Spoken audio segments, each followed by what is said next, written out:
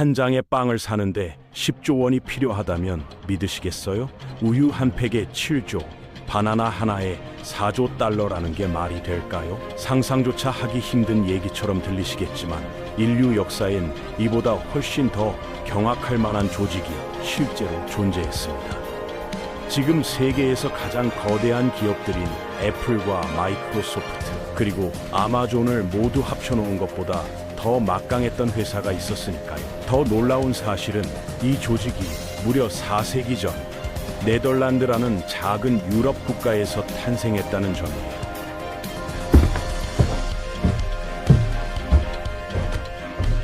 지금부터 현대 자본주의의 토대를 만든 숨겨진 거인 네덜란드 동인도 회사 이야기를 본격적으로 시작해 보겠습니다. 1580년 어느 날 유럽 대륙 전체를 뒤흔드는 충격적인 소식이 전해졌어요. 스페인이 포르투갈을 완전히 통합했다는 소식이었죠. 단순히 영토가 늘어난 게 아니었습니다. 두 개의 막강한 해양 제국이 하나로 합쳐지면서 세계 바다의 지배권이 한 세력에게 몰리기 시작한 것이었어요. 네덜란드인들에게 이 소식은 공포 그 자체였을 겁니다. 왜냐하면 당시 네덜란드는 명목상 스페인 영토였지만 독립을 향한 투쟁을 멈추지 않고 있었거든요. 하루아침에 적의 크기가 몇 배로 불어나 버린 상황이었으니까요. 전통적인 군사력만으로는 도저히 승산이 없다는 걸 깨달은 네덜란드 사람들은 전혀 다른 종류의 무기 개발에 착수했어요. 그것은 바로 민간 자본이라는 새로운 힘이었습니다. 1602년 인류 역사에서 가장 혁신적인 실험이 시작됩니다. 7개의 소규모 무역 조직들이 하나로 뭉쳐 거대한 단일 조직을 만든 것이었어요. 이 조직의 정식 명칭은 발음하기조차 어려울 정도로 긴 네덜란드어였지만 사람들은 간단히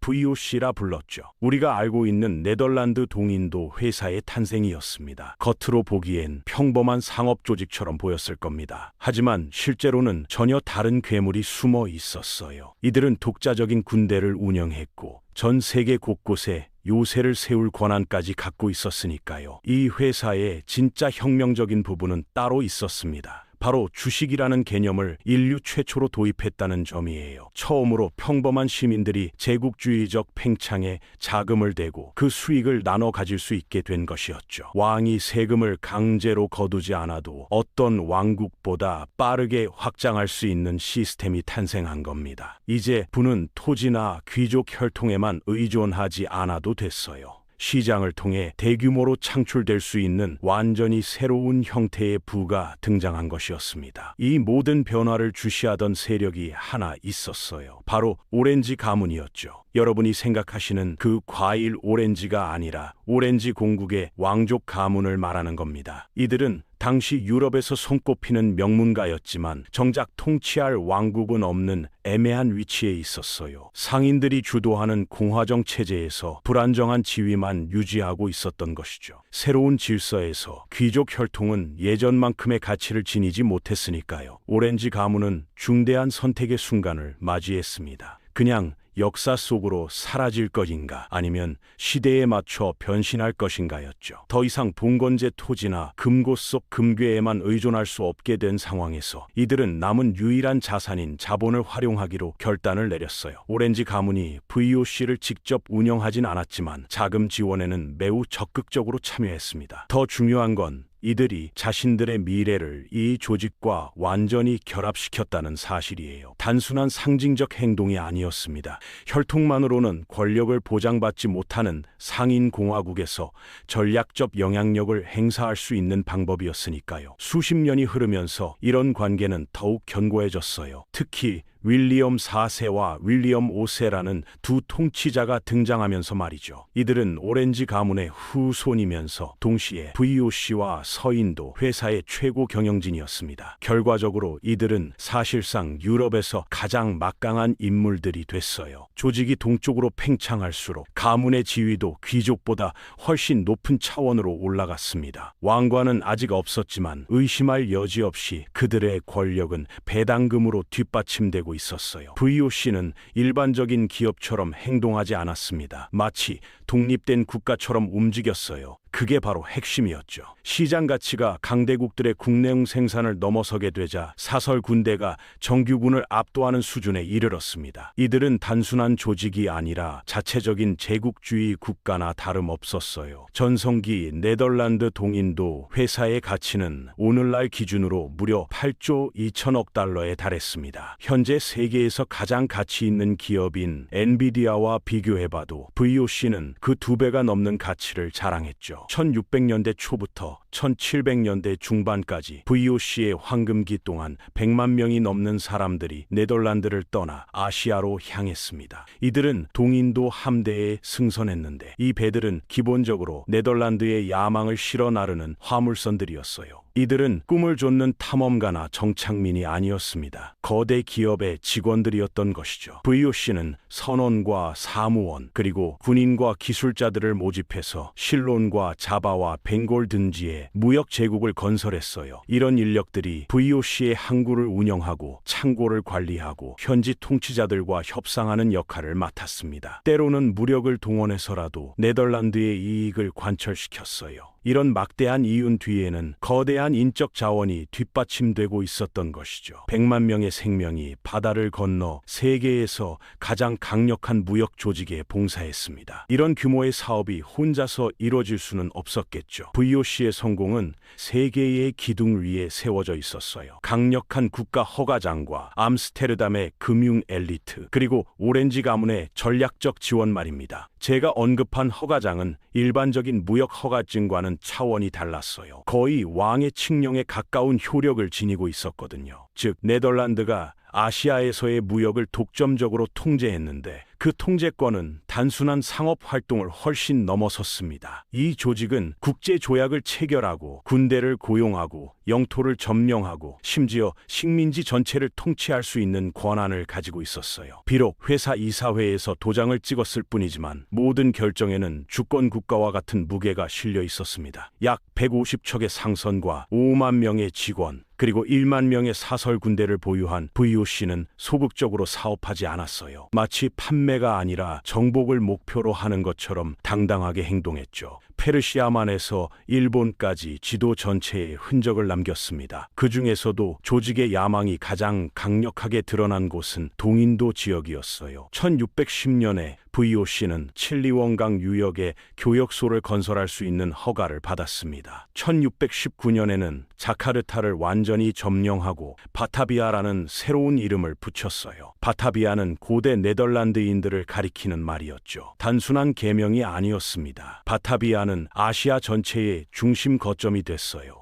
현재 인도네시아에서 네덜란드의 영향을 곳곳에서 발견할 수 있는 이유가 바로 여기에 있습니다. 음식과 언어와 문화와 건축 등 모든 분야에서 그 흔적이 남아 있으니까요. 네덜란드 총독들이 이곳에서 통치했고 300년 동안 이 도시는 조직의 지휘 본부 역할을 했어요. 주변의 모든 왕국과 술탄국들이 이곳의 영향력에 반응해야 했습니다. 이런 규모의 사업을 운영하려면 대담한 비전 이상의 것이 필요했어요. 엄청난 자금이 있어야 했죠. 왕이나 단기 대출에 의존하는 대신 이들은 완전히 새로운 시스템을 창조해냈습니다. 바로 여기서 혁신적인 변화가 시작됩니다. 일반 시민들이 조직에 투자하고 지속적으로 자금을 공급할 수 있는 체계 말이에요. 그게 바로 이들이 필요로 했던 것이었죠. 여기서부터 VOC의 권력 혁신 스토리가 본격적으로 펼쳐지기 시작합니다. 1602년 8월 네덜란드 동인도 회사 VOC가 일반 대중에게 문을 열었어요. 인류 역사상 처음으로 한 조직이 세계 최초의 기업 공개를 통해 일반인들에게 미래를 제안한 것이었습니다. 사실 속삭임은 그보다 훨씬 일찍 시작됐어요. VOC는 3월에 상세하고 포괄적인 헌장에 서명하면서 자신들의 계획을 명확히 공개했죠. 주식이 시장에 나오자마자 자본이 물밀듯이 유입되기 시작했습니다. VOC의 성공 뒤에는 네덜란드 도시들을 은밀하게 지배하면서 암스테르담의 시장과 은행으로 돈이 시계처럼 정확하게 흘러들어가도록 만든 엘리트들이 있었어요. 문제는 서로 경쟁하는 강력한 가문들이 차이를 접어두고 더 크고 밝은 미래를 위해 협력하도록 만든 힘은 과연 무엇이었을까요? 그 답은 오렌지 나소 가문으로 연결됩니다. 물론 이들이 변화를 지지했지만 동시에 그 변화에 크게 의존하기도 했어요. 국내 정치 상황은 불안정했습니다. 암스테르담의 상인 계급은 더욱 엄격하고 공화주의적인 질서를 강력히 요구했고 오렌지 가문은 여전히 취약한 상태로 이상한 역할에 갇혀 있었거든요. 이들은 왕족의 야망을 품고 있는 지위 보유자였지만 앉을 왕좌가 없었어요. 해외 상황은 더욱 불안정했습니다. 합스부르크 왕가의 가톨릭 강국인 스페인은 여전히 네덜란드의 독립을 화형에 처할 범죄로 여기고 있었으니까요. 이런 압박 상황에서 봉건제는 아무런 해결책을 제시하지 못했어요. 오렌지 가문에게는 해군도 없고 은광도 없고 신성한 권리도 없었습니다. 하지만 이들에게는 왕관을 통해서가 아니라 시장을 통해 지배한다는 승리하는 아이디어가 있었어요. 당시로서는 혁명적인 발상이었죠. 이들은 토지와 귀금속을 넘어서 완전히 새로운 권력 기반을 만들기로 결정했던 겁니다. 위험을 예측 가능하게 만드는 금융제도, 그것이 이들의 전부였어요. 그 핵심에는 영구 주식이라는 개념이 있었습니다. 처음으로 글로벌 기업의 소유권이 자유롭게 거래될 수 있게 된 것이었어요. 그리고 세계 최초의 2차 시장인 암스테르담 증권거래소가 탄생했죠. 혁신은 거기서 멈추지 않았습니다. 곧 상인들은 한 걸음 더 나아갔어요. 이들은 단순히 주식을 사는 것이 아니라 내일 주가가 어떻게 될지에 대해 베팅을 하기 시작했습니다. 투기와 차익거래 시장을 만들어낸 것이죠. 사실상 오늘날 월가에서 사용하는 모든 도구들을 미리 개발해낸 겁니다. 시장과 수학 이면에는 또 다른 요소가 필요했는데 그것은 기회를 놓치는 것에 대한 두려움이었어요. VOC 주식은 역사상 최초의 대규모 FOMO 현상 중 하나였습니다. 1600년대 VOC 주식은 지수 기준 100에 불과했는데 1720년대에는 약 1000까지 상승했어요. 무려 10배나 증가한 셈이죠. 이런 상승과 함께 당시로서는 전례 없는 일이 벌어졌습니다. 공적 자금으로 세계 제국을 건설하는 데는 많은 위험이 따랐거든요. 배가 침몰한다면, 무역이 붕괴된다면 어떻게 될까요? 네덜란드는 이런 두려움에 대한 법적 해결책을 마련해서 투자와 기업을 영원히 바꿔놓았어요. 주주들이 유한 책임이라는 개념으로 보호받게 된 겁니다. 배가 침몰하거나 무역로가 붕괴되더라도 투자자들은 투자한 금액만큼만 손실을 보면 됐어요. 개인 재산과 다른 계약들은 안전하게 보호받을 수 있었습니다. 이들의 가족은 안전했고 사람들은 갑자기 투자에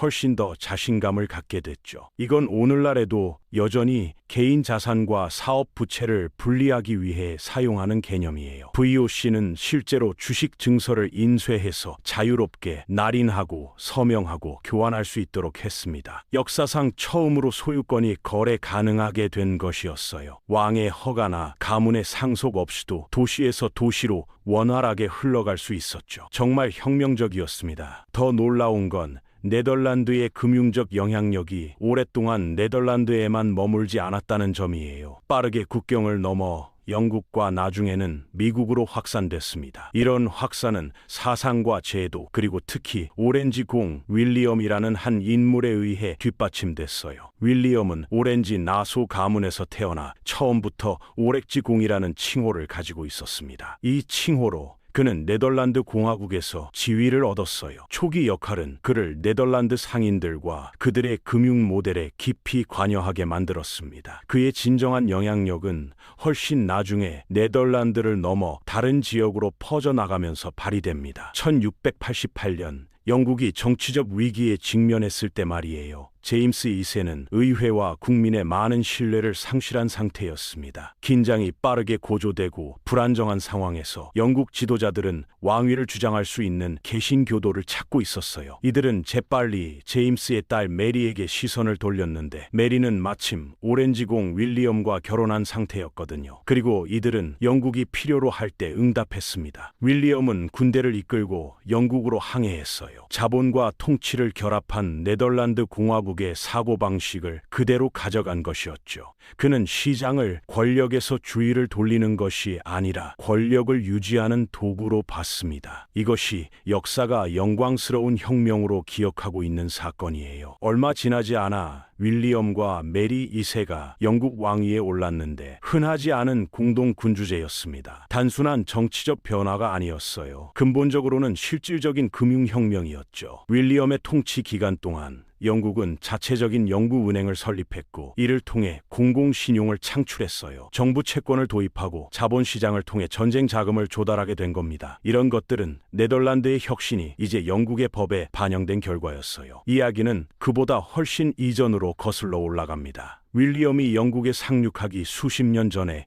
이미 네덜란드 선박들이 대서해안을 건넜거든요. 1609년 할름 메인이라는 배가 VOC 소속으로 항해해서 현재 뉴욕시라고 불리는 항구에 도착했어요. 몇 년 후인 1624년에 네덜란드 서인도 회사가 현재 맨해튼의 남쪽 끝에 뉴암스테르담을 건설했습니다. 처음 보기에는 단순한 무역 거점처럼 보였겠지만 그 배치를 살펴보면 전혀 다른 이야기를 발견할 수 있어요. 정돈된 거리와 강력한 무역 네트워크와 다양한 공동체들이 있었거든요. 네덜란드인들이 그 섬을 특별한 곳으로 만들어가고 있었던 겁니다. 더 정확히 말하면 신세계의 금융허브로 발전해 나가는 상업 전초기지였어요. 암스테르담의 영향력은 신용의 흐름과 계약의 집행, 그리고 세계 무역이 이 작은 정착지를 해외 시장과 연결하는 방식에서 드러났습니다. 1664년에 영국이 이곳을 점령하고 이름을 뉴욕으로 바꿨어요. 이들은 도시를 완전히 새로 만들지는 않았습니다. 네덜란드의 구조와 법률 체계와 금융적 관습과 상업 관행을 대부분 그대로 유지했거든요. 왜냐하면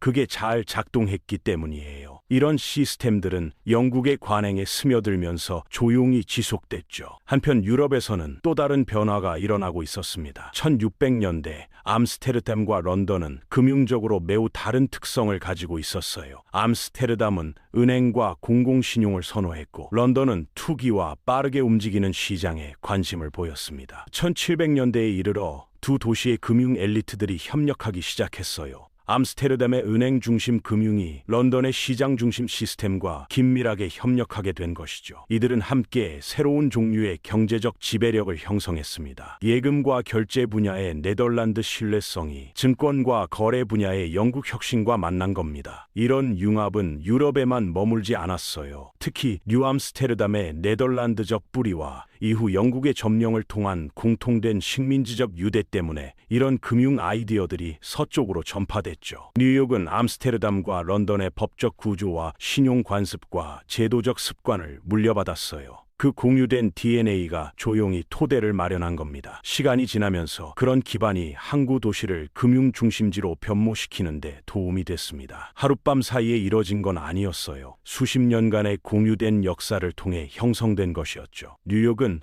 한때 유럽의 금융센터들을 번영하게 만든 도구들을 흡수했고 결국에는 자체 버전을 구축하게 됐습니다. 이런 혼합이 두 제국의 발전에 활력을 불어넣었고 오늘날 우리가 알고 있는 국제금융의 토대를 마련했어요. 네덜란드 금융 시스템의 영향은 어디서나 볼 수 있습니다. VOC 헌장 항구부터 뉴욕의 초기 거리들, 그리고 런던 증권 거래소부터 의회 건물까지 네덜란드 금융이 이 모든 것들의 청사진을 작성하는데 도움이 됐다는 걸 알 수 있어요. VOC가 마지막 항해를 마친 지 오랜 후에도 그 방법들은 전 세계의 이사회와 은행법과 주식시장에서 계속 울려 퍼졌습니다. VOC가 혁명적이었다는 건 매우 분명해요. 무역과 기업 금융과 국가 권력을 영원히 변화시켰으니까요. 거인이라도 한계는 있는 법입니다. 1700년대 후반에 이르러 균열이 나타나기 시작했어요. 한때 바다를 지배했던 조직이 자신의 야망에 짓눌려 가라앉기 시작한 겁니다. 권력은 빠르게 확장됐지만 감독은 따라가지 못했고 부패가 천천히 스며들었어요. 내부 분열이 심화되고 군사 비용이 증가하고 영국과 프랑스와의 경쟁이 격화되면서 VOC는 모든 전선에서 포위당했습니다. 처음에는 이런 내부적 모순들을 견뎠지만 점점 그 힘이 약해졌어요. 구조 자체가 텅 비어가고 있었거든요. 의사결정이 느려졌고 임원들은 이제 조직의 미래보다는 자신들의 이익에만 더 집중하게 됐죠. 세계 시장 자체도 변화하기 시작했습니다. 독점에 대한 관용이 약해지고 더 빠르고 유연한 경쟁자들이 등장한 것이에요. 1795년이 되자 VOC는 더 이상 전능하지 않았습니다. 네덜란드 정부가 개입해서 조직을 인수하고 국유화했어요.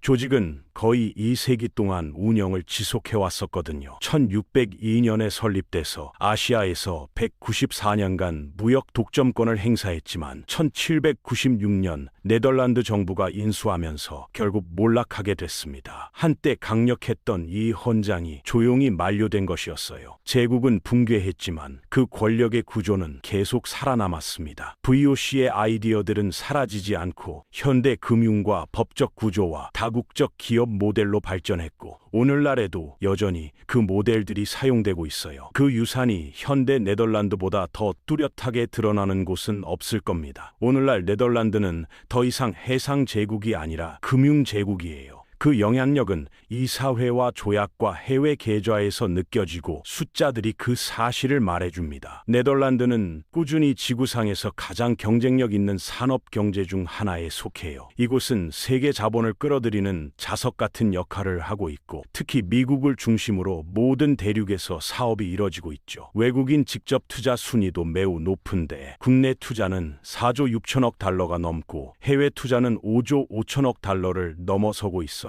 더 중요한 점은 네덜란드의 해외 자산이 이제 3조 7천억 달러를 넘어섰다는 겁니다. 캘리포니아보다 인구가 적은 나라치고는 놀라운 규모죠. 제가 말하고 싶은 건 이런 거대한 자본 네트워크 뒤에서 한 가문이 여전히 매우 긴 그림자를 들이우고 있다는 점이에요. 바로 오렌지 나소 가문입니다. 이들은 아직도 통치하고 있거든요. 왕관이 여전히 의례적인 것일지도 모르지만 그들의 관계는 결코 상징적이지 않아요. 국방과 에너지와 기업 지배구조 등 모든 방면에서 왕실은 여전히 네덜란드 산업과 깊은 연관을 맺고 있습니다. 이들은 쉘 같은 회사들의 지분을 조용히 보유하고 있고 신탁과 투자 수단을 통해 별도의 부를 유지하고 있어요. 또한 현대 세계에서 가장 강력한 기업 세력 중 하나를 형성하는 데 도움을 줬죠. 1907년에 새로운 거물이 등장했거든요. 로열 더치가 쉘 운송무역회사와 합병해서 로열 더치 쉘을 설립한 겁니다. 요즘은 꽤 친숙한 이름이죠. 이 이름이 1세기 이상 동안 세계 에너지 부문을 지배하게 됐어요. 다시 한번 네덜란드 조직이 자본뿐만 아니라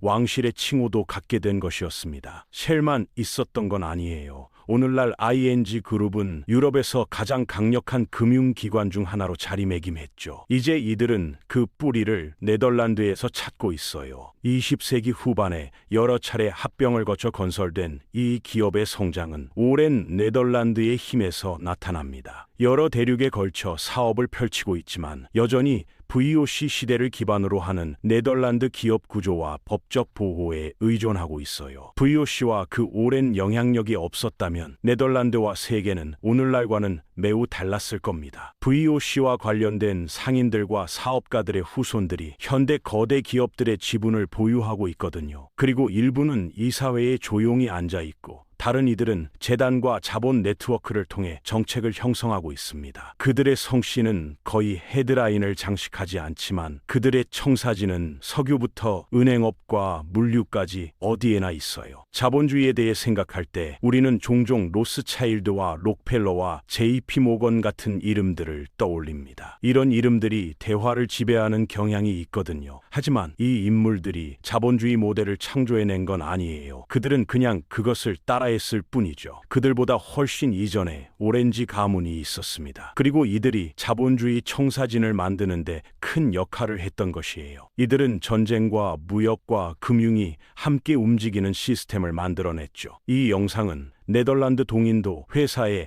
금융혁신과 기여에 초점을 맞췄지만 특히 아시아에서 확장하는 동안 그들이 저지른 모든 잔혹 행위에 대해서도 언급하는 것이 매우 중요합니다. 여기에는 학살과 원주민에 대한 폭력과 자원과 사람에 대한 착취가 포함되죠. 몇 가지 예를 들어보겠습니다. 원주민을 거의 전멸시킨 반다 제도 학살 사건을 보게 됩니다. 수천 명이 살해당했고 살아남은 사람들은 노예가 됐으며 조직은 지역 주민들을 네덜란드 정착민들로 교체했어요. VOC가 암보이나 섬에서 영국과 일본 상인 여러 명을 처형한 암보이나 학살 사건도 있습니다. 이 섬은 지금 암본이라고 불리는데 네덜란드 요새를 점령하려는 음모를 꾸몄다는 혐의로 이들을 처형했거든요. 오늘날 자카르타로 알려진 곳에서 수천 명의 중국 민간인이 사망한 바타비아 학살 사건도 있어요. 제가 말씀드리고 싶은 건 이는 단지 몇 가지 예일 뿐이라는 점입니다. 이들은 또한 강제 노동과 착취를 매우 지지했어요. 특히 향신료 생산 지역에서 토착민들이 조직의 이익을 위해 작물을 재배하도록 강요하는 강제 노동 시스템을 구축했거든요. 이로 인해 지역 사회에는 광범위한 고통과 박탈이 초래됐습니다. 또한 통치에 대한 저항을 진압하고 무역로와 자원에 대한 통제력을 유지하기 위해 자주 폭력을 사용했어요. 여기에는 토착 주민에 대한 군사행동은 물론 지역 정치 구조와 체제를 억압하는 것도 포함됐습니다. 현대 금융에 많은 기여를 했다는 점에서는 좋은 내용이 많지만 모든 것을 균형 있게 보는 게 중요하죠. VOC의 부상부터 로열 더치 쉘의 전성기까지 살펴보면 권력과 자본은 언제나 분리될 수 없다는 패턴이 뚜렷하게 드러납니다. 오렌지 가문은 왕관보다 자본이 더 강력할 수 있다는 것을 일찍부터 깨달았어요. 이들은 무역을 기업 국가와 혼합된 형태로 바꿨고 그 모델을 여러 세기와 대륙에 걸쳐 확장했습니다. 오늘날 세계가 돈을 어떻게 관리하는지를 정의하는 유산을 남긴 것이죠.